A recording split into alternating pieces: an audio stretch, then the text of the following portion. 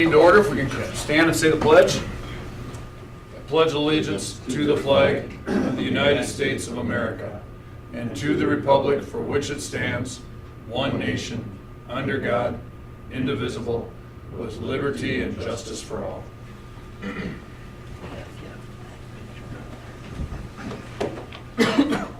All right, go ahead and call the meeting to order. Marty is not going to be here tonight. The four of us will be here, obviously, tonight. Start off with the agenda. I have two amendments to the agenda. Amendment number one would be to go into executive session for a short period of time prior to action item D, catastrophic leave request and long-term sub-request. And then action item F, continuing or CTE building information. Do I have a motion to approve the agenda with those two amendments? So move. Thank you, Larry. Second? Second. Joel, thank you. Discussion, all in favor? Aye. All opposed, same sign. Motion carries. Public communications. Kim, I'm guessing you're here to have public communications, or do you want to just hang out today? Well, I just want to hang out. I hope you don't mind me just going right to you. I mean, it's kind of an easy crowd here tonight to find out. No, actually we're here. Hopefully on the agenda item is something I submitted to Lori regarding the insurance. And so just here in case you had any questions or feedback. Now, Do you? we're at a little bit of a loss because poor Lori got hung up with travel and cannot be here tonight. Okay. And so, you know, I have not had a chance to speak with her in regards to anything with the insurance, Kim. I know that there's been conversations back and forth with her relaying information to you and others. And she told me that what I had sent her would be discussed at the meeting. It would be on the agenda because it was something that needed to have board approval. So, Jim, are you familiar? would you like me? Yeah, sure, go ahead. Like, You can can't. I? Yeah, go ahead. Okay, so what I had sent to Lori was, I had received the packet for the insurance proposal information. I had sent back to Lori, the school's currently with EMC Insurance, currently with Markvies. The Markvies are losing their contract to write business with EMC, and I would like to continue on that process.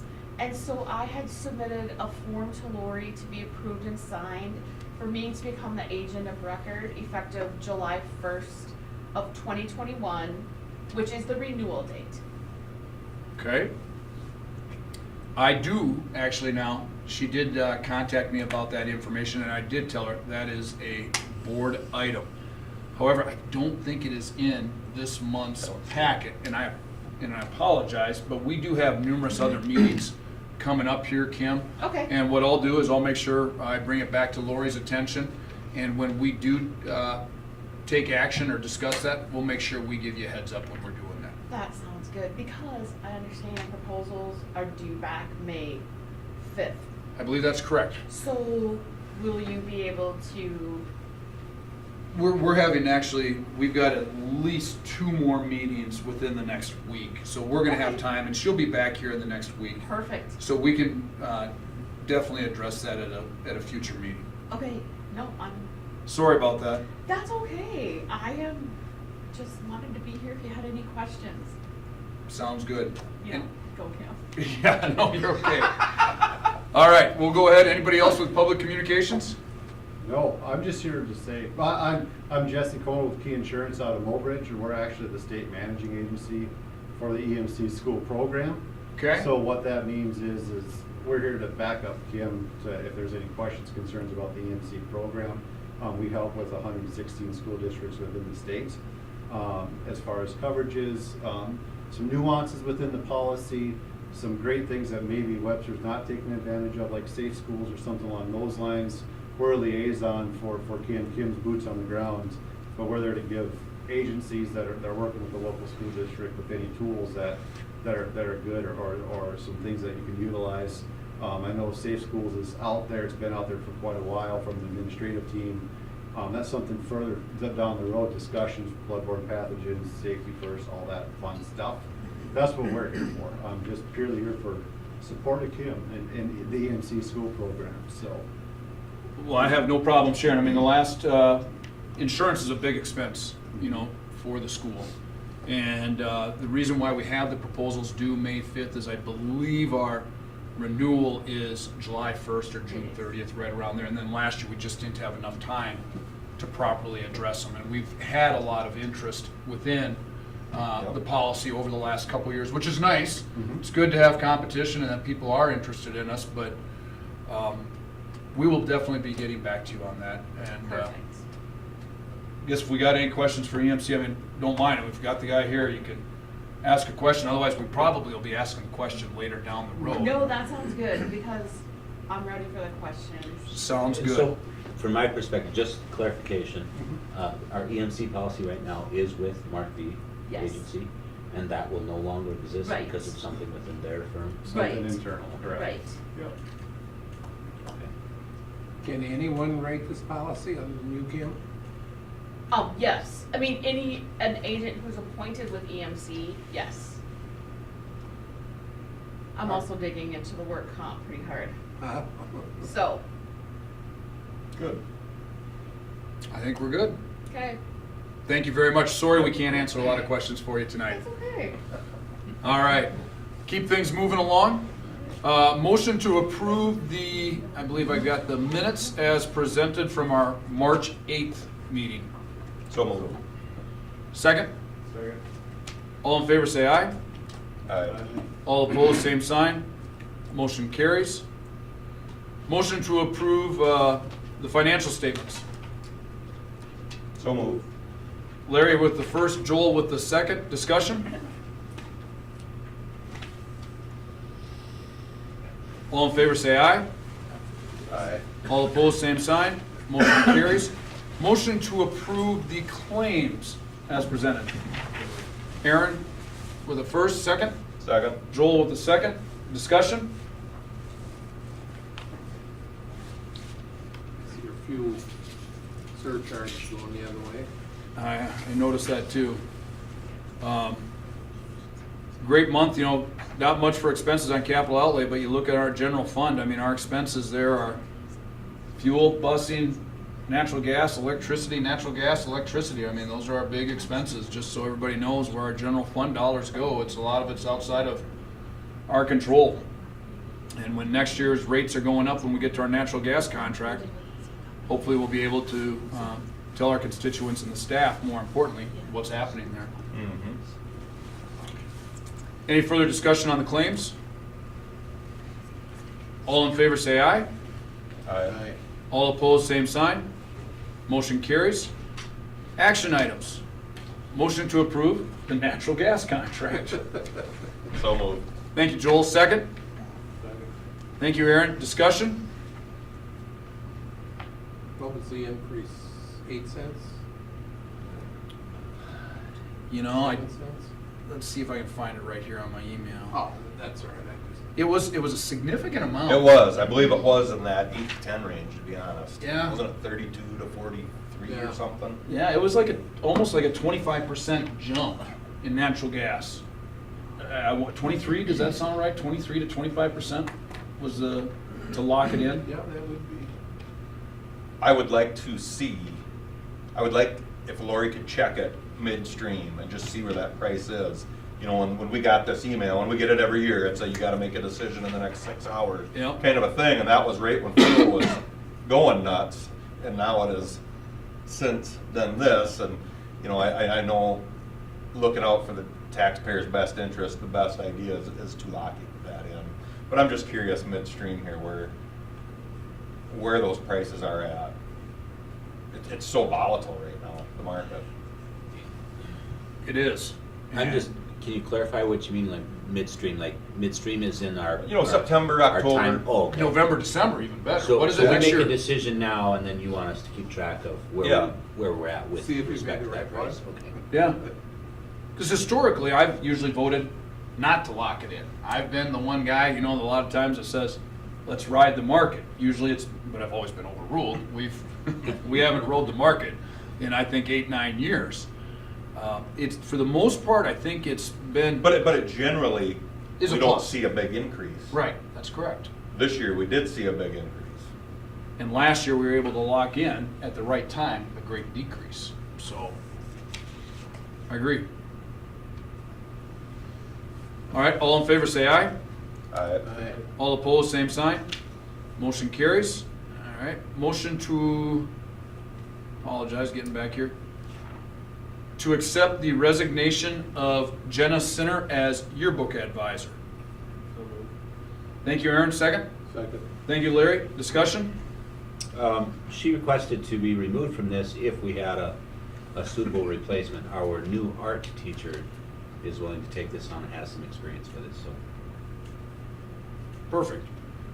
Thank you, Jenna, for everything you've done for us. And how many years has she been doing it? Oh, gosh. I'd say 8-10 years now. Well, it's not an easy job. So, thank you, Jenna, excuse me. All in favor, say aye. Aye. All opposed, same sign. Motion carries.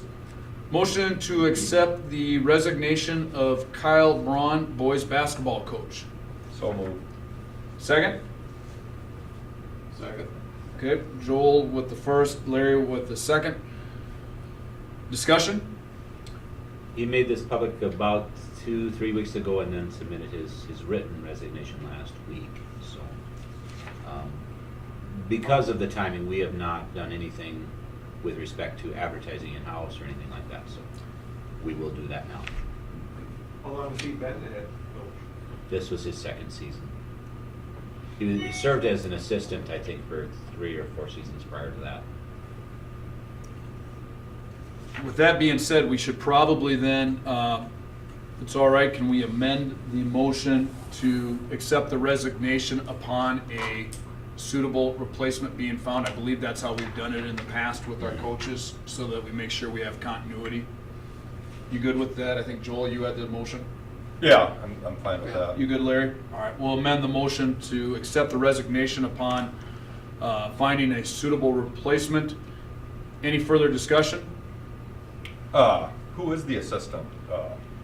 Boys? Yeah. Mr. Tobin. And so is Mr. Tobin prepared to step up in the off-season and help those kids with whatever camps or whatever,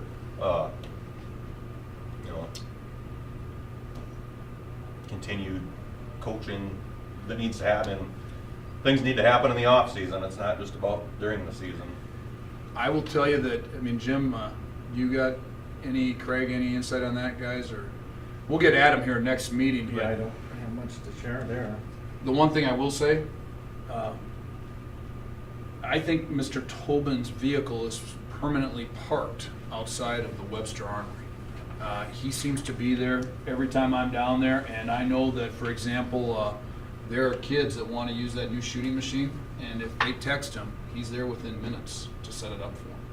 So I do think he is out Good. there encouraging it. The amount of kids I've seen in the weight room is still significantly high, and I know that our athletic director just received a complaint again that somebody was upset they couldn't use the weight room between the hours of 3:30 and 6. And right now, Mr. Tobin has it set to just students, and it's packed in there. Good. And that's the way it needs to be. That's what we want him to be doing. That's what that weight room's for. That's what the Armory is, and the weight room's open plenty of other times for everybody else. So I think he's doing a good job at that. And thank you, Mr. Not only the senior high kids, but he has some of the middle school kids down there too. Great. And thank you, Mr. Braun, for your 2 years of coaching. Any further discussion? All in favor say aye. Aye. All opposed, same sign. Motion carries. Motion to approve the contract of Natalie Dyer, teacher. So moved. Thank you, Joel. Second, Larry. Discussion. Natalie will be the Title I teacher, and she's currently teaching in Aberdeen right now, so she actually lives right here in Webster. She does have 26 years of teaching experience, comes highly recommended. Did a lot of teaching out in Vegas and has good experience, and look forward to having her on staff. The majority of her teaching is actually in Florida. Correct. She was Florida, in Las too. Vegas recently. She has experience with regular classroom teaching, EL teaching, and some title stuff. We're a little bit interested in both of the title and the EL. EL is English language learners, and we want this position to be sort of the coordinator for our EL program. And so we were kind of looking for somebody with some of that experience. And she had that, so, or has that. Yeah, I think she has over 300 hours of EL experience. Oh, wow. Yeah. And she's actually done some professional development with EL. So, Did you have a lot of interest in the position? not a whole lot. It was 7 or 8. I think it Yeah. was. Yeah. That's pretty good. That's generally what we're getting, even Right. for elementary. Times have changed. They just have changed. 10 years ago, Yeah, yes. we'd have, 15 applicants for an elementary and 3 or 4 for a secondary. And now our secondary is limited to 1, 2, 3 applicants. It's changing. Okay. Any further discussion as to Mrs. Dyer? All in favor say aye. Aye. All opposed, same sign. Motion carries. Motion to approve Emily Estes Estes. as a teacher and yearbook advisor. Thank you, Larry. Second. Thanks, Aaron. Discussion? If you look at my notes, you can see that she's actually art teacher and yearbook advisor, and I'm pleased to say we did have multiple applicants for our art position. And Emily was actually a late applicant, and I was prepared to actually offer the job to a different candidate, and I thought, ooh, I have multiple applicants, I'm gonna just interview everybody that gives me an opportunity to do that. So I did, and she ended up being my top candidate, and so we offered it to her, and she's coming right out of SDSU. We've had very good luck with SDSU and USD graduates in art, so I'm looking forward to it. I believe it doesn't matter, but I believe she's from Iowa, either southwest Minnesota or Iowa. But at SDSU grad, she'll finish in May. So Awesome. she's excited, she's Yeah, that's found a great. place to live, and she's looking forward to it. You said she has found a place? She has found a place to Great. live, yeah. Living with your cousin, your niece. All in favor say aye. Aye. All opposed, same sign. Motion carries. Motion to approve Kelly Nimmer as administrative assistant. So moved. Aaron with the first, Joel with the second. Discussion? Kelly has actually been working already in the high school office as a replacement for Jennifer Valesky, who has transitioned over to the business office. And she's a resident of Webster, has I think 3 children total, 2 that are school aged. And so she's actually made a very nice transition to the position, doing a very good job. So Good. Good. All in favor say aye. Aye. All opposed, same sign. Motion carries. Motion to approve Eric Coyne as junior high golf coach. Thank you. Second. Second. Discussion? I'll let Craig handle this one. Hope he coaches better than he plays. I guess they needed more for golfing, huh? Well, how many kids are out for golf right now? There's 30 plus. 30 in plus? 7 through 12. So Yeah. it was appropriate and necessary for us to look at another coach. Okay. All in favor say aye. Aye. All opposed, same sign. Motion carries. Motion to approve Calvin Nygaard as driver's ed instructor for classroom and driving hours. So move. Thanks, Larry. Second. Thank you, Aaron. Discussion? All in favor say aye. Aye. All opposed, same sign. Motion carries. Motion to approve Craig Case as driver's ed instructor, classroom and driving hours. So moved. Thank you, Joel. Second. Thank you, Aaron. Discussion? All in favor say aye. Aye. All opposed, same sign. Motion carries. Motion to go into executive session. So moved. Thank you, Joel. Second. Thank you, Aaron. This will be fairly short. We'll just step out with the board and we'll come right back in. So we're stepping up.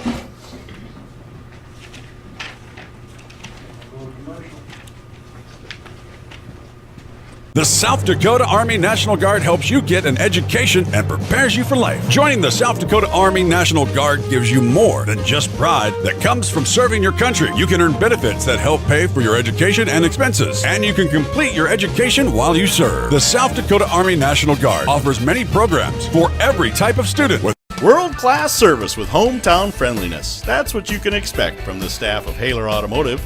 We sell new vehicles from both Chevrolet and Buick, along with a good selection of late model pre-owned vehicles. And if you're looking for something a little more vintage, come take a look at our classic car showroom, Highway 12 Classics. We have a full service department, parts department, and a body shop. We're conveniently located East Highway 12 in Webster, or view all of our inventory online at HalerAuto.com. Winning isn't everything. It's how you play the game that counts. If your values tell you the same, let's start a new conversation about money. At Thrivent Financial, we believe money is a tool, not a goal. Because it's not just about making more, it's about doing more. For your family, church, and community. Call Webster Thrivent Financial today at 605-345-3635. Partnering with champions. RDO does that. Whether it's on the farm, the football field, or in the backyard, RDO prides itself on partnering with champions. For over 100 years, John Deere has been a champion of building the finest compact tractors available. Let RDO Equipment Company be your compact tractor sales and service champion. Plus, with 0% financing available, there's never been a better time to purchase your next compact tractor. Don't miss your chance to discover the RDO Equipment Company difference for yourself. Visit RDOequipment.com to find a dealer near you.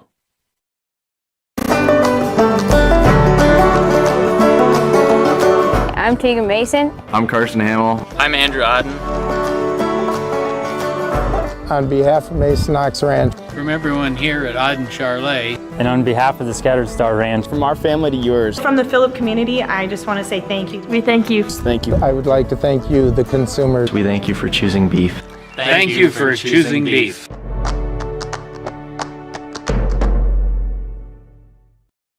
Life's an adventure filled with excitement, challenges, and achievement. Farmers Union Insurance can provide you the safety net to keep you moving toward your goals and enjoying life's rewards. With multiple locations across the state, Farmers Union Insurance agents provide quick quotes and professional services you deserve. Since 1948, Farmers Union Insurance has focused on insuring the people of South Dakota. From the most remote quarter section to the busiest intersection, Farmers Union Insurance, insuring a brighter tomorrow.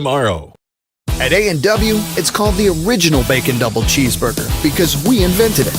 You're welcome, world. 100% U.S. beef, crispy hickory smoked bacon, invented and perfected here. Not to mention, it's just better with made fresh A&W root beer.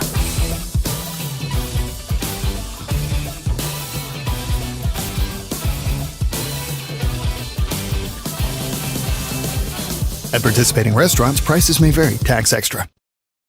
The Galley Hotel Bar and Grill is on Highway 12 in Webster. Comfortable, non-smoking rooms and their steakhouse and bar are open 7 days a week with the grill opening daily at 5 p.m. Daily specials and popular Wings Wednesdays with over 14 sauces with traditional bone-in or boneless wings. Thursdays feature Chislick special night and their slow-cooked prime rib is served on Friday and Saturday nights. Check them out on Facebook or call 605-345-9989 for reservations. The South Dakota Army National Guard helps you get an education and prepares you for life. Joining the South Dakota Army National Guard gives you more than just pride that comes from serving your country. You can earn benefits that help pay for your education and expenses, and you can complete your education while you serve. The South Dakota Army National Guard offers many programs for every type of student, whether you're still in high school, attending college, or working toward a vocational certification. For more information, visit our Facebook and Instagram pages or at nationalguard.com/SD. World-class service with hometown friendliness. That's what you can expect from the staff of Haler Automotive.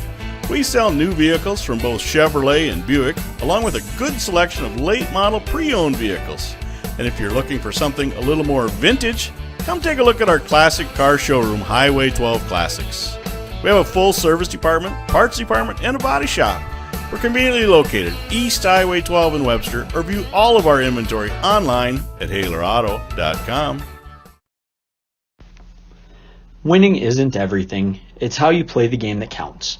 If your values tell you the same, let's start a new conversation about money. At Thrivent Financial, we believe money is a tool, not a goal. Because it's not just about making more, it's about doing more. For your family, church, and community. Call Webster Thrivent Financial today at 605-345-3635. Partnering with champions. RDO does that. Whether it's on the farm, the football field, or in the backyard, RDO prides itself on partnering with champions. For over 100 years, John Deere has been a champion of building the finest compact tractors available. Let RDO Equipment Company be your compact tractor sales and service champion. Plus, with 0% financing available, there's never been a better time to purchase your next compact tractor. Don't miss your chance to discover the RDO Equipment Company difference for yourself. Visit RDOequipment.com to find a dealer near you.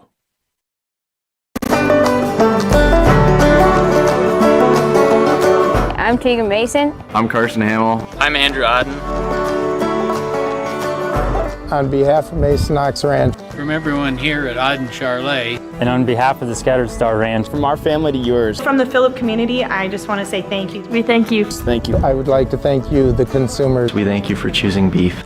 Thank you for choosing beef.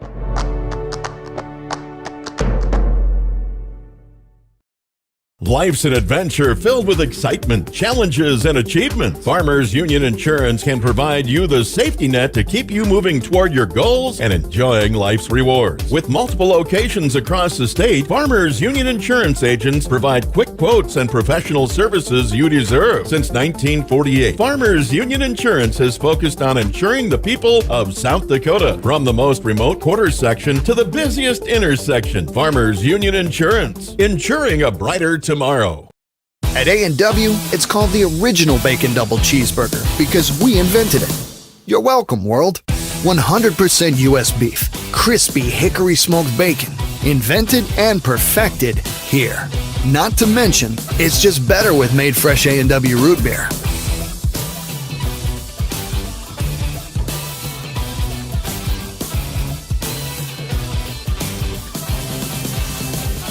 At participating restaurants, prices may vary. Tax extra.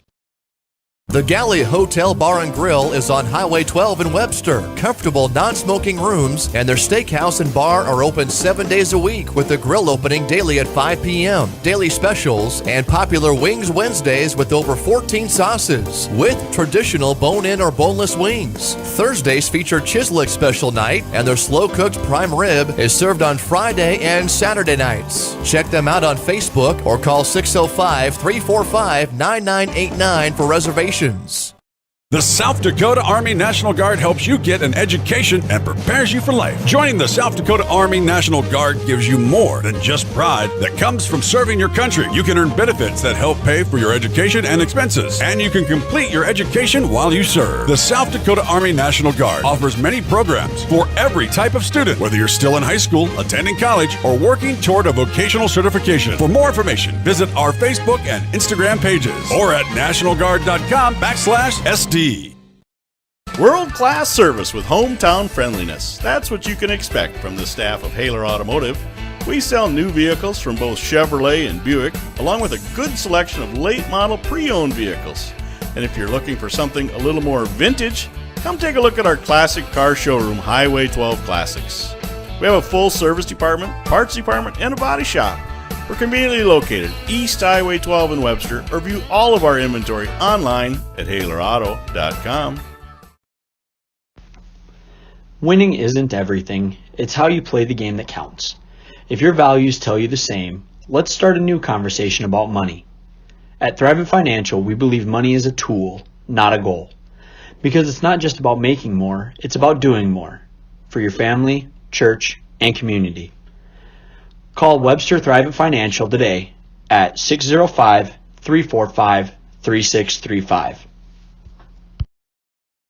Partnering with champions. RDO does that. Whether it's on the farm, the football field, or in the backyard, RDO prides itself on partnering with champions. For over 100 years, John Deere has been a champion of building the finest compact tractors available. Let RDO Equipment Company be your compact tractor sales and service champion. Plus, with 0% financing available, there's never been a better time to purchase your next compact tractor. Don't miss your chance to discover the RDO Equipment Company difference for yourself. Visit RDOequipment.com to find a dealer near you.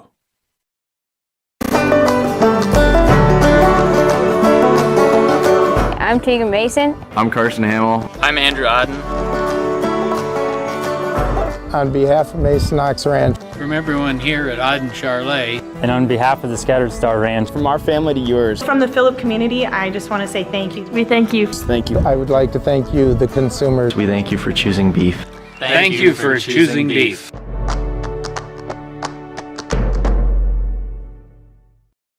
Life's an adventure filled with excitement, challenges, and achievement. Farmers Union Insurance can provide you the safety net to keep you moving toward your goals and enjoying life's rewards. With multiple locations across the state, Farmers Union Insurance agents provide quick quotes and professional services you deserve. Since 1948, Farmers Union Insurance has focused on insuring the people of South Dakota. From the most remote quarter section to the busiest intersection, Farmers Union Insurance, insuring a brighter tomorrow. At A&W, it's called the original Bacon Double Cheeseburger because we invented it. You're welcome, world. 100% U.S. beef, crispy hickory smoked bacon, invented and perfected here. Not to mention, it's just better with made fresh A&W root beer.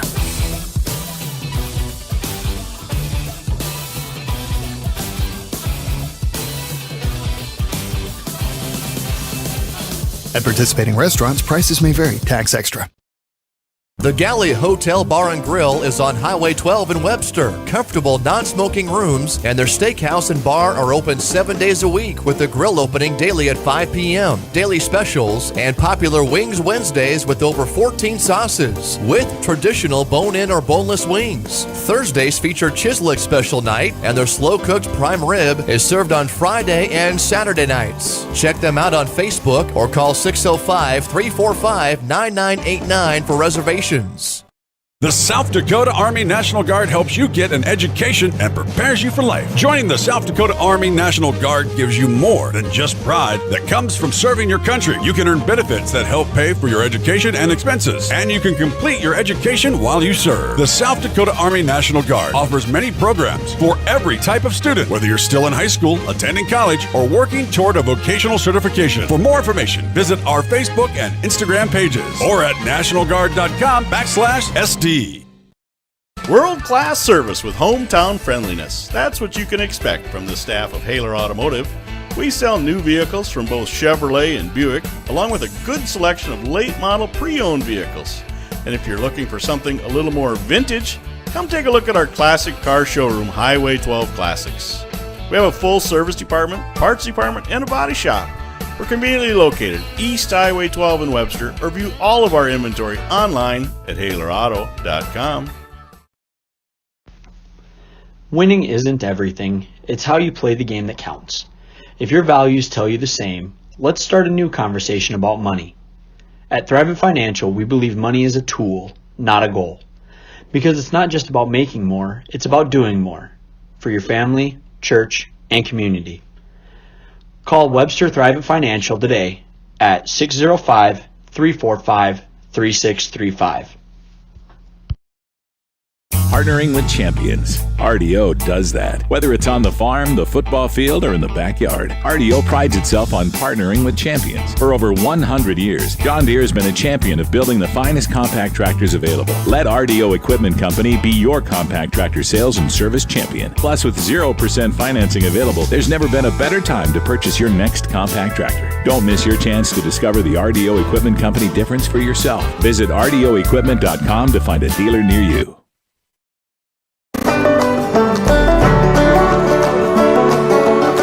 I'm Tegan Mason. I'm Carson Hamill. I'm Andrew Odden. On behalf of Mason Ox Ranch, From everyone here at Odden Charlet, And on behalf of the Scattered Star Ranch, From our family to yours. From the Phillip community, I just want to say thank you. We thank you. Thank you. I would like to thank you, the consumers. We thank you for choosing beef. Thank you for choosing beef.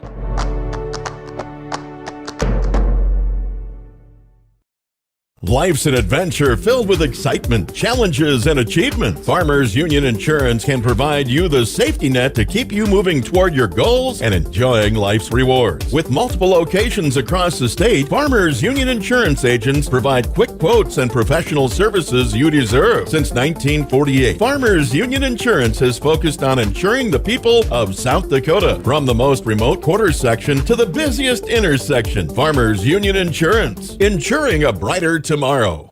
At A&W, it's called the original Bacon Double Cheeseburger because we invented it. You're welcome, world. 100% U.S. beef, crispy hickory smoked bacon, invented and perfected here. Not to mention, it's just better with made fresh A&W root beer.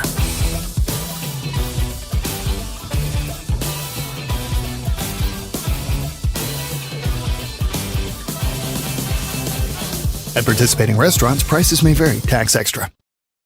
The Galley Hotel Bar and Grill is on Highway 12 in Webster. Comfortable non-smoking rooms and their steakhouse and bar are open 7 days a week with the grill opening daily at 5 p.m. Daily specials and popular Wings Wednesdays with over 14 sauces with traditional bone-in or boneless wings. Thursdays feature Chislick special night and their slow-cooked prime rib is served on Friday and Saturday nights. Check them out on Facebook or call 605-345-9989 for reservations. The South Dakota Army National Guard helps you get an education and prepares you for life. Joining the South Dakota Army National Guard gives you more than just pride that comes. We're on. All right, we're back in out of executive session. I apologize, that was executive session. I should have put on the record too right away for personnel. Motion to approve a catastrophic leave request. So moved. Thank you, Joel. Second? Second. Thank you, Aaron. Discussion? All in favor to approve the catastrophic leave request, say aye. Aye. All opposed, same sign. Motion carries. We do have as an action item a request for a long-term sub, but we do not have a policy currently for that. So it's not an actionable item. We won't be calling for a motion on that. Moving on, action item F. Motion to approve, and how did I exactly word that in my change on the agenda? Do you still have that, Jim? What I put for F being? CTE building. Motion to approve CTE building info. Thank you very much, John. Just a clarification on that, boiler and CTE. Boiler and CTE building info. And I'd make that motion. Thank you, Joel. Second? Second. Larry, thank you. Discussion. So right now, folks, we are trying to consider our options with the boiler and with the CTE building. And Jim, we've tasked you with putting together requests for information from different vendors. Joel and Larry, you've been working with Jim on that. You guys have a report for where we're at, or recommendations? We do. Jim, you do have a couple reports. Yes. Do you guys want to hand out those? Yeah, let's just copies dive into it here. Okay. I'll give you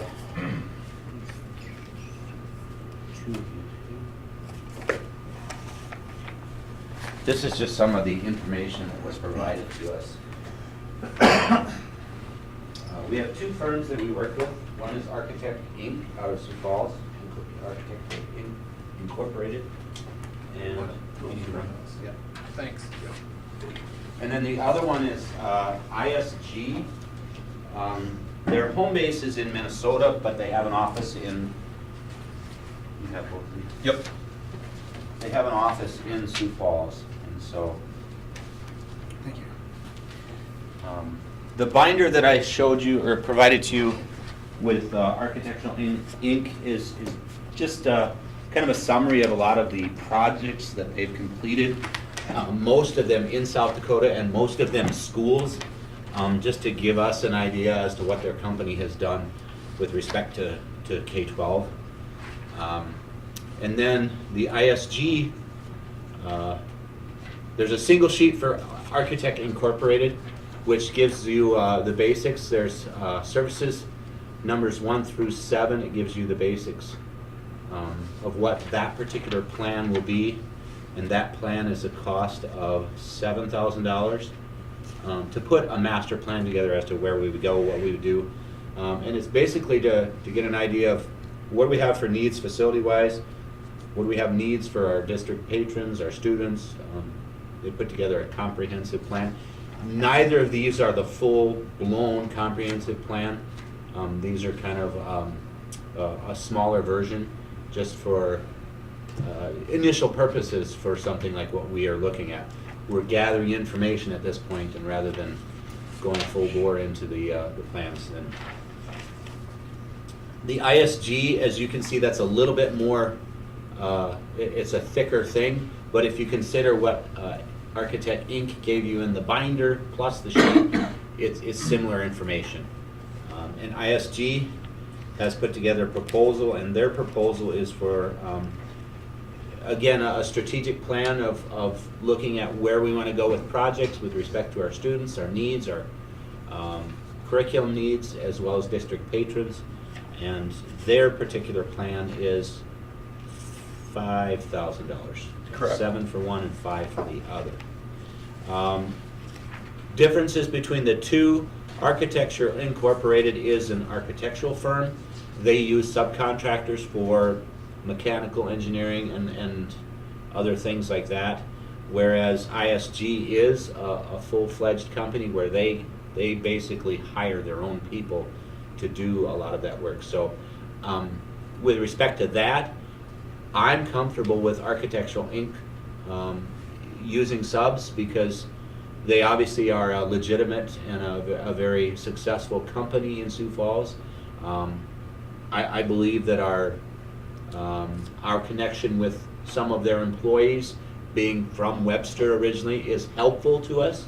I don't know that they give us any great deals or anything, but it's helpful knowing that they probably have, some loyalty to being a Bearcat. With ISG, again, they are a reputable company, and they've got a lot of folks that work within their company. So if there's ever a situation that it may come up where they didn't quite cut the mustard in this area, the blame game isn't probably going to go very well for them, because if their mechanical engineer didn't do what they should have, they're going to be held accountable as a company regardless. So I'm comfortable either way with these companies. I think Jim hit a lot of really good points here. They're both qualified. Larry and Jim and I have interviewed both of them, and I think they're both very qualified firms. Right now, we've kind of told them, in a nutshell, here's where we're at with our facilities. We've got this boiler issue that needs to be fixed. We've got some inefficiencies on our old 1950s wing, or the old CTE wing, whatever you want to call it. We want to attack some of these inefficiencies. We want to try to streamline our whole facilities. We've got other issues out there, whether it be, if we were to do something with this wing, we're going to have a wrestling room issue. We're going to, we all know we have gym space issues, and so we're kind of trying to get these folks to, look at the facility as a whole and come back to us and give us some general direction and some ideas on which way to move forward. I, for one, am thinking, why wouldn't we hire, at this point in the game, let's hire them both. We're not talking about a lot of dollars here. Let's get them both on board, present a plan to the board or a group of shareholders that are involved in this project, and let that decision be made amongst the group.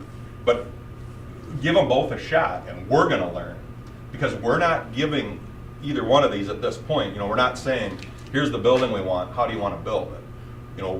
They're both going to look at our whole facilities. So now, instead of just having one set of eyes looking at it, we've got 2 sets of eyes or 20 sets of eyes looking at our whole facility. So I would actually promote hiring them both. At this point, for this phase. This is where Joel and I differ. Yep, agreed. I, for one, I feel in a way we've already given them both a shot. We've interviewed them both. Both came with different proposals of what to do. For one, I like the one that had the in-house with the mechanical engineers and their architects and their soil people. They have over 300 employees. And it's one phone call, they handle it all. They've done projects like this. Once we get into it, I'm looking at a time frame versus the subs on the other. Not saying down the road they can't work together or something, but initially they have a mechanical engineer who I liked very much on the heating system, came up with some good ideas about the boilers and how the system works, and possibly isolating them and leaving the old boiler just to handle that old 50s wing. Design and everything, they have interior designers. You know, it's I don't say one size fits all, but they have an office in Sioux Falls. They would have a dedicated contact for us. And like I say, that's where I differ with Joel. Yep. We've already given them both a shot. And I like ISG better because of their in-house experience.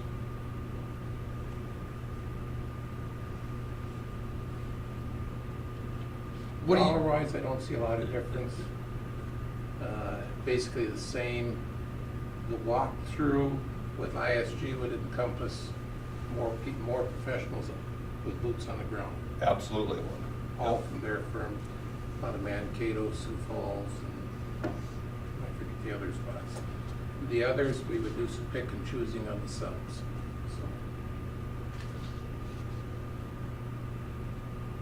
I don't know if that made sense to you guys. Everything Larry said, you're right. I mean, you know, your reasonings are all, I see that. I still just struggle a little bit, and we don't know exactly where we want to go. You know, we don't know that this is where we're going to build this, or this is how we're going to attack this. And so from that perspective, I still think we're in the exploratory phase. Yeah, but that's 30 days lost. We've dealt with this boiler for 4 or 5 years, every year. But we've never dealt with it, Larry. We're dealing with it now. No, we're not. We're just talking about it yet. No, we're going to make an action. And for it to happen, that's why one of the things like an ISB with their mechanical people. What we do with the CT E-wing, if we do something, our lease is up this year. And whatever happens after that, but initially, if we're going to do something, we need to act quickly. I would also, I'm just going to throw this in there, Larry, because I think you're going to agree with this. Architecture Inc. primarily works in school districts. You know, they're pretty familiar with school systems, where ISG, they do a lot of, they do schools, they do commercial buildings, they do a lot of different things. And I do like that because they see a lot of different things. They're not just working in one half of South Dakota, or even in just the state of South Dakota. They're working all over the Midwest, so they see different things. So the Architectural Inc., when you say they hire out subs and then we have to pick them, they don't line everybody up? Yeah, they coordinate it. However you want to do it. Yeah, they end up. You would have to approve. Right. The subs. Yeah. ISG has done work in Webster. Yes. You know, I'm familiar with ISG because they've done some work with the Development Corporation, and they put together some really nice plans for us, and I was very impressed. At the same time, too, boy, you look at what Architectural Inc.'s put together, and they got to be the go-to people for schools in the state of South Dakota. I mean, you look at their list of who they've done, and it just seems like it's everybody. And you know, I know a little story. My daughter, we went to the Roncalli Redfield girls' basketball game in Ipswich. My daughter's an 8th grader, and she walked into the Ipswich school, and she said, "Wow, Ipswich must be a lot bigger than Webster." I said, no. Oh yeah, it is, Dad. Definitely bigger school. I mean, look at this school. I mean, you know, bigger town. I'm like, no, it's not. And, you know, she could not believe me throughout that entire, you know, game that we were there, that Ipswich is smaller just because of the facilities they have there. It's phenomenal. They, obviously, Architectural Inc. did a great job for Ipswich. Beautiful facilities they have. That's a tough call, I mean, because I can see the argument, just going with Architectural Inc. being the, are they the $5,000 bid? No, 7. Architectural's a 7, and ISG, you know, see, I go ISG, now I got my thoughts right, because I've been impressed with what they did with the Development Corporation, $5,000. Same time, Architectural Inc., you got a vested, you know, Patty Munson's here from Webster, and she is vested, and boy, that's a heck of a good argument, both ways. Yeah, are we looking at building or, you know, this, I'm looking at the first phase. Architect Inc., of course, did the plans for the Fine Arts Center, and they did a good job. The presentation was in the room here, you know, but we're not to that point. That's what I said down the road, maybe they would be the go-to when it got to that point too. You know, one thing though I think we should be thinking about though is that you look at what's happening right now in DC, and if they have some of these infrastructure funds come to fruition, no matter whether we're Democrat or Republican here at our local school district, I think we've got to be looking at taking advantage of those. And if we could hook some of that, it'd be nice. It might be worth having spent that extra $5,000 to $7,000 to have a plan ready to go. What kind of timeline are you looking at? Yeah, how quickly would they have this for us? We don't know that. Time is. That's one of our questions. Yeah. I'm just going to interject because I wasn't caught off surprise or caught by off guard or anything, but when Joel suggested this tonight, I even kind of thought, is this kind of a crazy idea where you're kind of putting a competitive situation in place? Is that typical in the construction business or whatever? And so I was kind of questioning it from the get-go. The more I think about it now, you know, it's difficult for me to say take this one or take this one as a recommendation because we're looking at paper. Now we have talked to both entities and I'm comfortable with both, but I don't know how one stands above the other with what we've seen so far. And I liken it to when we do finally choose, I've been through a handful of projects as a superintendent in other districts and this district. When you get to the point where they're giving you options, those are the things that you like to see because there's stuff that you didn't think about or you didn't come up with in your own conversation or even in the process of this. So for me, I'm a little bit intrigued to see what the two would come up with because there might be some things that come out of this, even if we don't go with them, that could be incorporated into this if we do go with them. And so, like I said, I was hesitant when you first suggested it during our little committee tonight, but the more I'm thinking of it, if we were to do a comprehensive plan, we would spend $13,000. We're at 12 if you say yes to both of these, and not all is lost. We did discuss this during our committee, and not all is lost. If you do them both and you go with one, that amount of work is credited towards the process of going into a further study. So that is true. Both of these right proposals, their costs, if we select them, goes back into the project cost. We were unable to interview any subs with Architect Inc. That is correct. We were able to with ISG. We had about 4 people on 4 or 5 the Zoom session? 4. Well, the main guy was there for a while, and then yeah, he jumped ship right with away. ISG. We spoke to a team. Yeah. With Architecture Inc., we spoke to their one person, whom then is going to go back, and work with subs and Not saying that that's a problem, but that's the process. There's two different processes there. Do I think that this is gonna make, if you were to go with what I've suggested, do I think it's gonna be a little more work for Dr. Bach and Larry and Joel? Yeah, it's gonna be. There's gonna be twice as many questions. But I just... Yeah, we'll be meeting with 2 teams. Yep.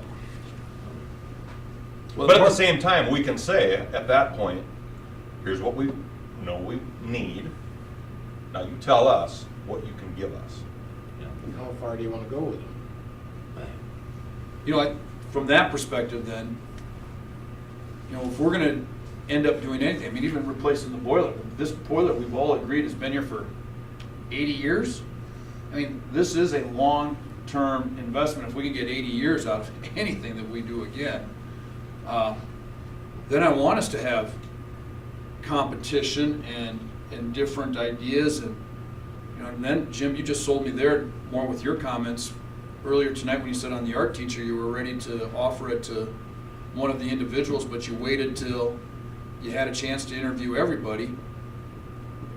I feel like now, then, here, this is the same type of opportunity. If we would have cost us $15,000 to do a comprehensive facilities plan, here we're actually underneath it. We're at 12 between the two, and let them compete.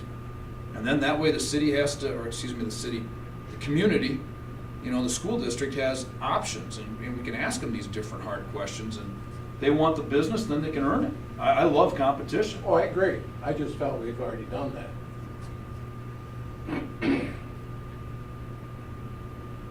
So when they come back with their plan, is there a cost estimate to that then, or does that come later? Am I correct? Not with this, there wouldn't be a cost. That's the next phase. You decide who you... No, it is. Well, right here. and Architect Inc. says here it would be, we will prepare a statement of probable cost, construction costs for a project. What they would do is we would figure out what our priorities are, either side of these. We figure out what our priorities are, and if we're just doing a boiler thing, they'd have a pretty good idea. If there's anything beyond the boiler, where you're looking at some additional construction, then they figure out based on, help me, when we did meet with Architect Inc., she said something about the average per square foot cost or something. I don't know what the number is. $180 to $200. But that's how they kind of come up with probable costs. They'll say, okay, if you guys are looking at this and this is your priority and it's this much square feet to, you know, whatever our priorities are, then they can give us an estimated cost. Because materials right now, Joel, you know that. I mean, that's through the roof. The materials right now. Yeah. But I think interest rates are probably as low as they're Yeah. ever going to be. So, you know, at some point you got to weigh that.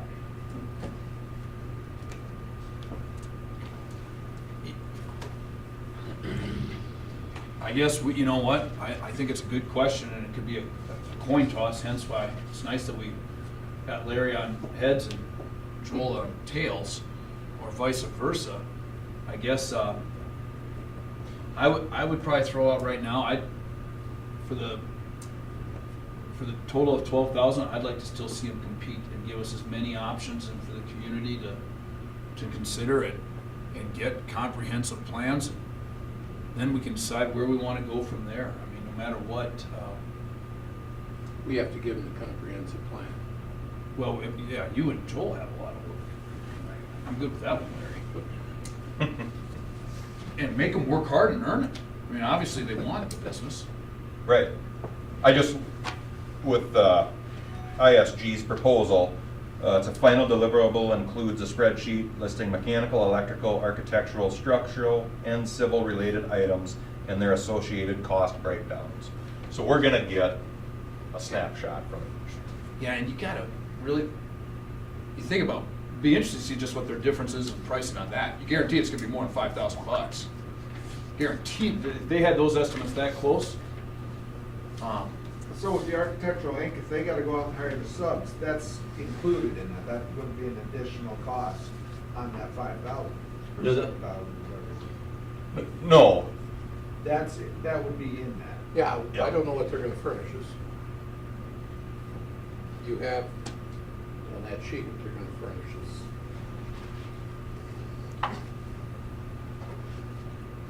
I guess I'd go with right now, I'll flip and I'll go tails. Go with both. That's where I'd be at. Aaron, what do you think? I'm seeing heads. I know you will. That's why I figured I don't have to tell Joel and Aaron or Larry where they go. You know where Joel and I are at? Yep. More options is always better. Okay.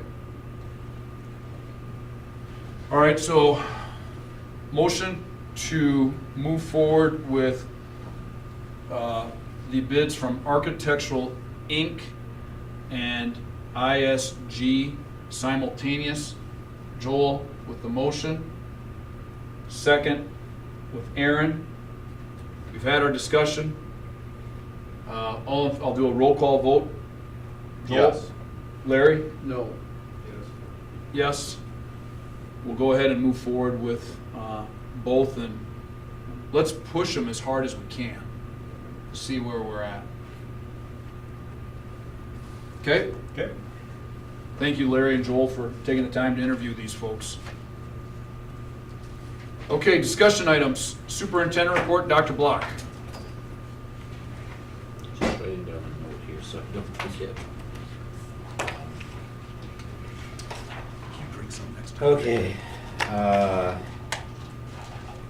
We do have a custodial position that's advertised. We have a couple of applicants so far. I hope to get a few more as well. We did meet with, I don't want to spend, I'm just going to be honest, I don't want to spend a lot of time on this. I just want you guys to be aware that this meeting occurred. Aaron and I and Mr. Mines met with the Langford Athletic Co-op team. They had about, 5 or 6 people that came down. And really, we didn't set any proposal to them. Basically, it was just, our questions to them were, what is it that you are hoping for? What is it that you're wanting? And they put together they had kind of a list of things that they would like to see. The biggest really request that they have is that they want to be treated as a partner with whether they go with Britain or Groton or us. Not an equal partner, but just that their kids will feel as though this is their program after they're in it for a short amount of time. That's really what the main agenda was. And so they plan to meet with Groton area tomorrow night, and as of even today, they don't have a second meeting with Britain. They met with Britain initially last fall, I think, but they do not have a second meeting set up with Britain, but they anticipate to do that. So it's basically up in the air. We didn't sell the farm or give anything or say we'll give you this, give you that, because we said ultimately it would be up to our district patrons, our students, our parents, and our board making those decisions. So the next thing that I have on here is teacher evaluation process. I don't have a proposal yet. I've actually met with a small committee of teachers. I would like to put together a proposal, maybe for May, so that we can change our current policy. What we currently have in policy for teacher evaluations is anybody that's in years 1 through 3 gets 2 formal evaluations. And prior to each formal evaluation, they get 2 walk-in evaluations. So Mr. Case and I will go into a classroom twice for 15 to 20 minutes as a walk-in or a drop-in. And then we do a formal observation. We do that process twice for non-tenured teachers. For our tenured teachers, we do that process once per year. The state does not require that certified or tenured teachers be evaluated every single year. You can do it every other year if you choose to. And with the load that we have between the two of us, I kind of started to investigate that and learned that there are many, many schools out there that have what you call an off year for your tenured teachers, meaning they'll evaluate them in this year, the next year they will not. And then they have other things that occur. I basically sent out an email probably to about 12 different schools and got everything from the range of They do nothing in the off years for their teachers, meaning it's just an off year, we're not going to evaluate, we're not going to do anything else, all the way up to goal setting or visiting, peer review where they go and watch another class somewhere else. And so there's some neat things that came out of the information that I gathered from other school districts. And so I thought, well, with that information, I need to start getting some input from the teachers. So I had I have 2 elementary teachers, 2 secondary teachers, Mr. Case and myself.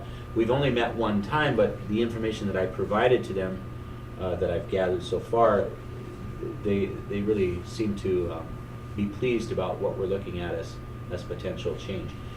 Just the gist of it for what I would like to propose is that we have some sort of an off-year activity for our teachers, where if they choose to be evaluated, we can go through that process, or if they say we chose, or we as a district set up, 5 to 8 different options, where they could be like a goal setting and reflection, or you could go watch another teacher, or you could do some educational reviews and do a reflection to see. You could work on SLOs, the student learning objectives. There's just a gamut of things that we could have in those off years.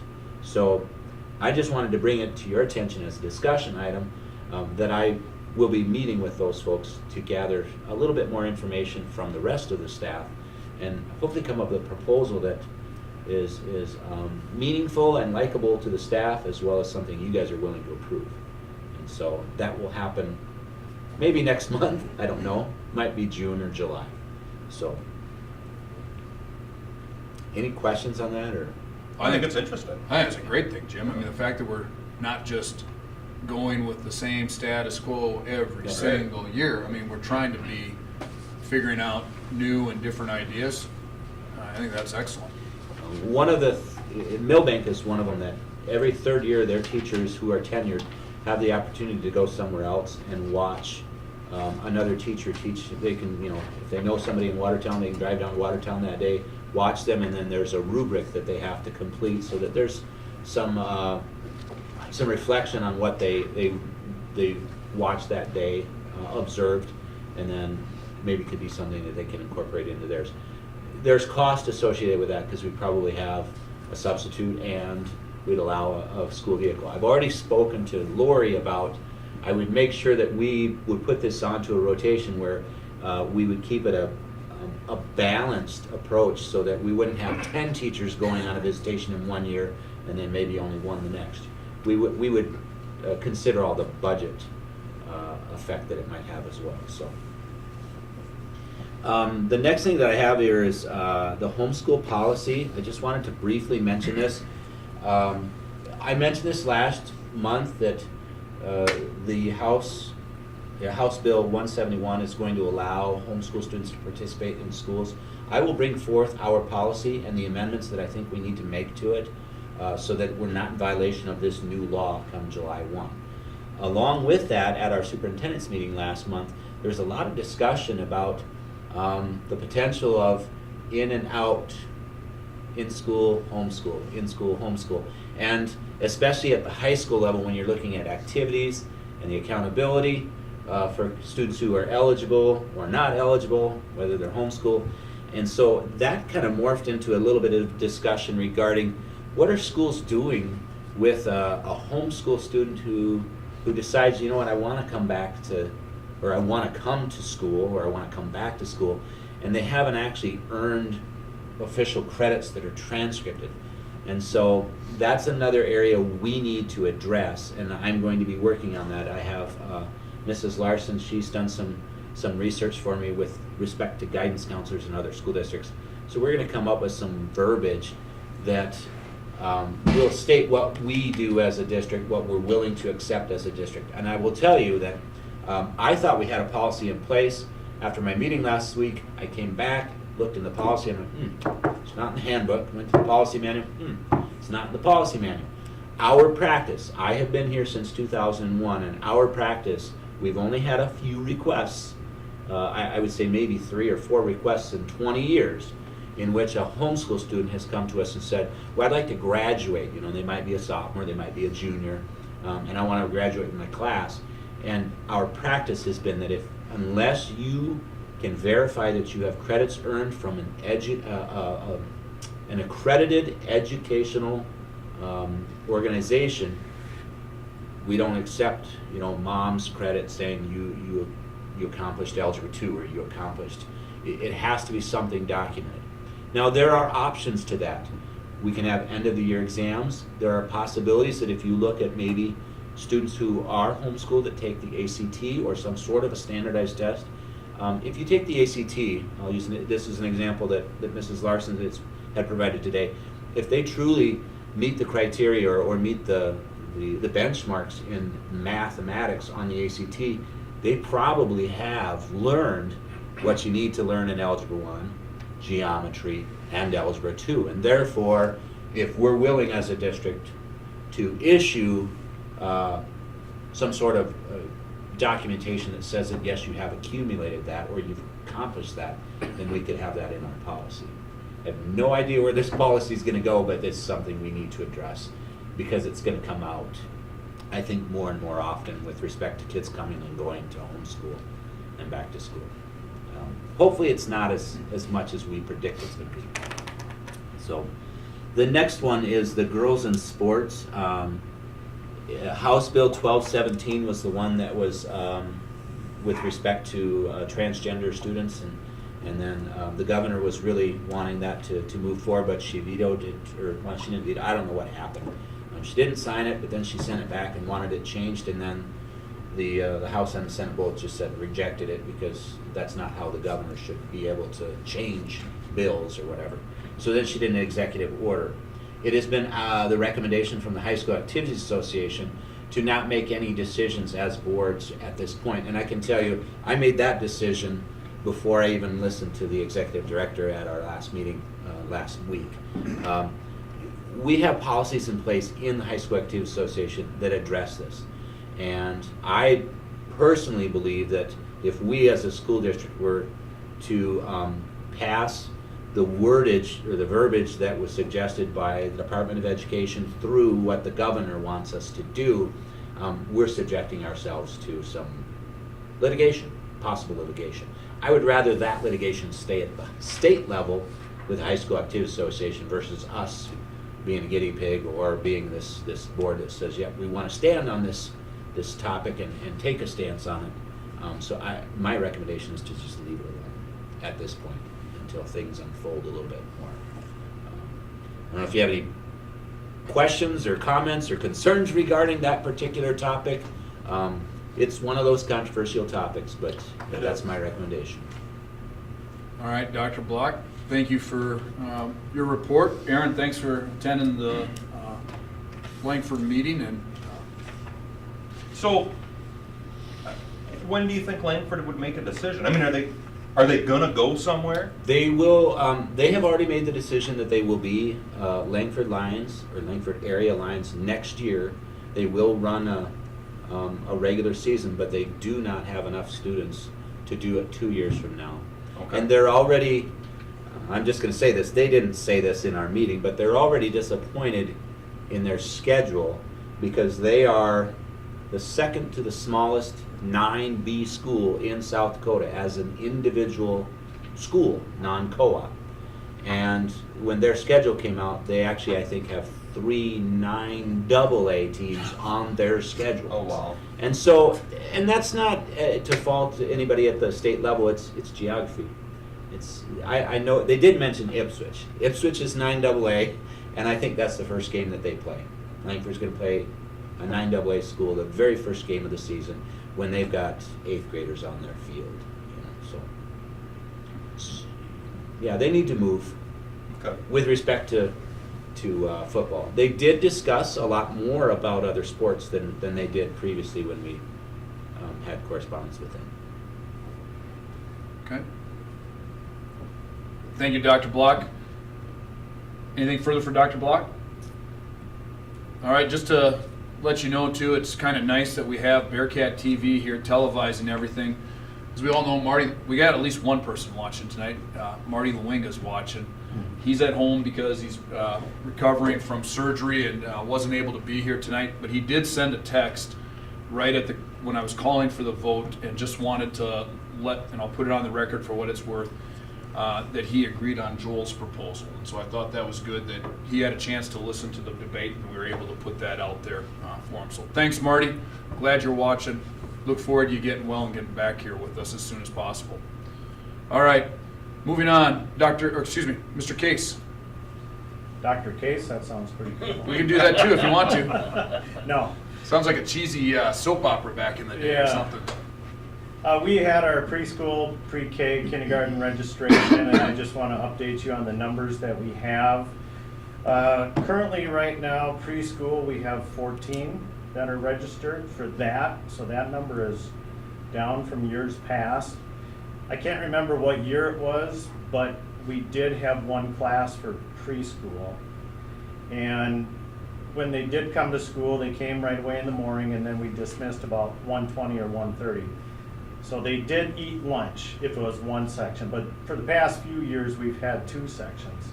So if it does stay around 14, we'll probably just go to the one section because 15 was our kind of our cutoff number. But I don't think we have all the numbers in yet. So we'll wait, give it a little bit of time, and then we have, families that move out or families that move in. So just give it a period of time here to wait and see. Pre-K we had 13, and then kindergarten we have currently 32 registered. So that again is down from last year also. So kindergarten would remain 2 sections, and then pre-K is obviously the one section which meets on Monday, Wednesday, Friday. And then just as a reminder, preschool is on Tuesdays and Thursdays. So any questions on those numbers or anything? Driver's ed right now, we have 38 kiddos registered for that class. I did have a cutoff number of 35 on the registration form. I did talk to Mr. Nygaard, and he's a little concerned about the books. He's hoping he can find some more books, but said he's willing to take a couple more and go to about 40. So it's kind of nice. I like to see those. We have a lot of 7th graders turning 14 before the end of December, and if we don't allow some of those kids in, I just foresee that some of them might opt not to go into driver's ed, and I think that class is pretty valuable to take. So I'm glad that we can get some of those 7th graders in and get all the 8th graders in also that have not taken it from last year. So with that large class, last year with COVID, we went in the elementary gym. This year the plan is to go in the high school band room, just spread them out in there. And that way Cal can use the projector up there and plug his computer and show videos on there. And then we also have it's not a whiteboard in there, but a gray board that they can use markers on there. So a large class. I did have an out-of-district person contact me, and they were wondering about getting their student in, but I've only had one out-of-district. So time will tell. Our deadline was till the end of April, so we'll see if we get some more, and I'll just put them on a waiting list. And I can't remember what year it was, but we did have 2 classes. It was a few years back. So that's where we're sitting with driver's ed right now. April 20th is the elementary concert, and we'll be streamlining that on Bearcats TV again, just like we did with the fall concert. I set on your table the table that we've kind of decided on for the outdoor classroom. So we had some options. I brought it up at the staff meeting, and this table is through Dakota Fence out of Fargo. If you take a look at it, it does come with a 20-year warranty. That table in the picture there, it's a picnic table, but it's pretty durable. Like I said, with the 20-year warranty. The color scheme that we would go with on the tabletop would be burgundy. They don't have a maroon. And then what you sit on would be burgundy, and then the frames would be yellow. So again, we have PTA raised money to cover that, and then also the grant money to cover that also. They are a spendy table. I mean, close to $1,000 per table, but yet, it comes with it was their top seller, is their top seller, and I talked to Ken Fulman out of Dakota Fence, and he said, yeah, that's their #1 seller, just because of how it's made. It's strong, weighs 300 pounds, it's not going to blow away. Takes a couple people, three to move them. So when you think of our winters and the sun and the wind, and we don't plan to store them, we plan to just keep them out there. And then hopefully that our kids take care of them, and then over the summer we don't have any vandalism. So we thought that was our best option. We did have some other tables that just we didn't think were as solid. The frames were a little bit narrower, thinner, not as strong. So this is the table that we decided on. I think it looks good. 300 pounds, you're not throwing that to the bottom of the 12-foot 300 pounds, yeah. 12-foot pool like they used to do back in the day and make people, that ain't happening. All right, anything else, Mr. Case? Any questions for Mr. Case? Well, I'm gonna go off that vandalism thing. Over the Easter holidays, we did have some vandalism to our glass backboard out there on the basketball hoop. So I did notify the police, and we're looking into it, and I need to look at some more footage on the film. But yeah, somebody threw a rock or something heavy, so we have a hole about that size in the backboard. And unfortunately, a few months ago, we had some rocks thrown at it again, and they did put some cracks in there. So unfortunately, we have some kids or people, I'm not sure who it is, that thinks they can vandalize some of the things here at school, which is just unfortunate. We spend a lot of money to put those up for our kids who play at recess, and it's just a bad deal. Other than that, I didn't have anything else. Any questions for Mr. Case? Thank you, Craig. NESC. Negotiations are underway. I know that one of the units has accepted, the other they're still doing some things. I don't know the details as to what was accepted. Normally I'm a part of that process, but I haven't been this last year. Transition for the new director.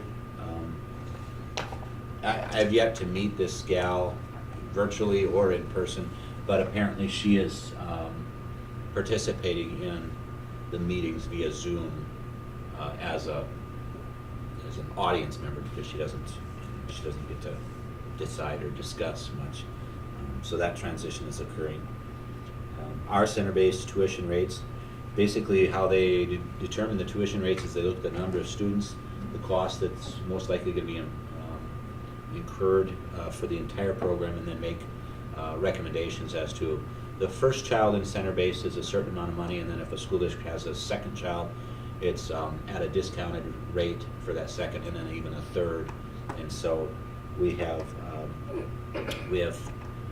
3 in our center base now, and as you may have learned, we did lose one of our students out of center base with the death of Macy Olson, and we did dismiss school early last week, Friday, for that funeral. And so it's a sad situation, but she was currently in 7th grade and within that center-based program. So, and then the SLPA scholarship, this was a discussion. Basically, this is a speech language pathology assistant. There's some conversation at the co-op level as to maybe trying to grow your own SPLA or SLPAs instead of having all certified speech language pathologists that requires a master. So it's not really going anywhere. It's just kind of at the conceptual stages right now. But it was interesting conversation to listen to see if it's, maybe there's some possibility of helping pay for somebody's schooling at Mitchell Tech or wherever it is that you go, and it's 2 years into it, you've got some commitment, and they come back, sort of like the Dakota Core scholarships. That's all I have for that. Are they going to continue to do Zoom board meetings, or? I believe so, but Oh, no, you haven't been involved. There was a conversation, and I was surprised. The majority of the board members would like to convene in person again. And then really? They just want to have the option for those to call in. So it was surprising to me that many said, yeah, let's keep driving to Watertown, because it's been very convenient for me to participate in the capacity that I do without having to drive down there. So, but the majority of the board members who were in that last meeting stated that they would prefer to do it in person. Huh. So. Okay. Thank you, Dr. Block. Buildings and grounds. Technically, we've kind of already been down this. We already discussed it. There's a lot of what work we're there doing in for that itself. as an action item. I will say that Lori and I are putting together.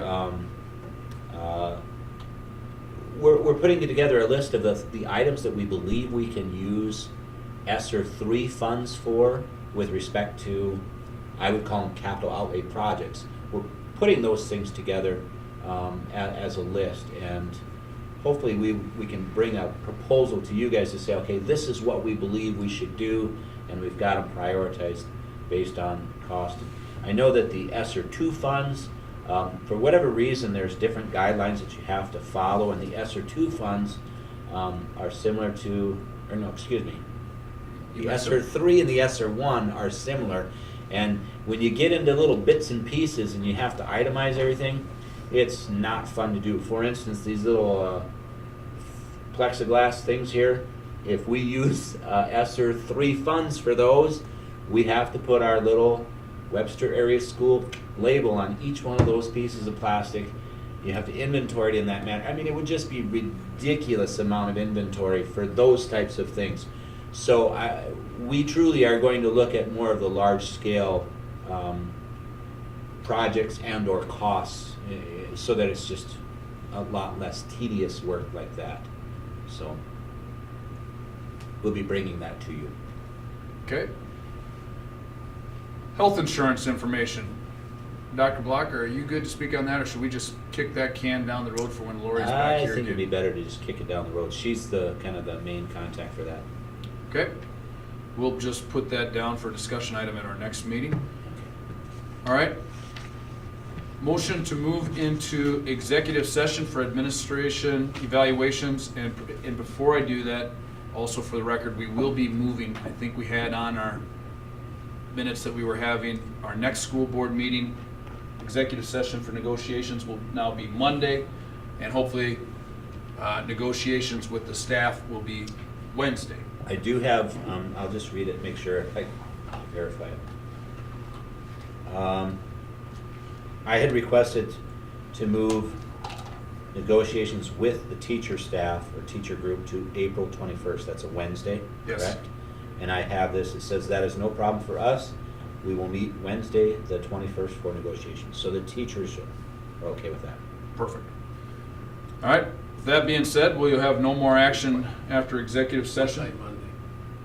We'll hit that here, yeah, executive session.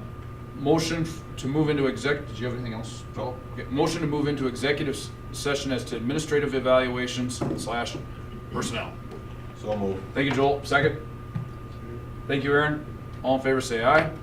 Aye. All opposed, same sign. Motion carries.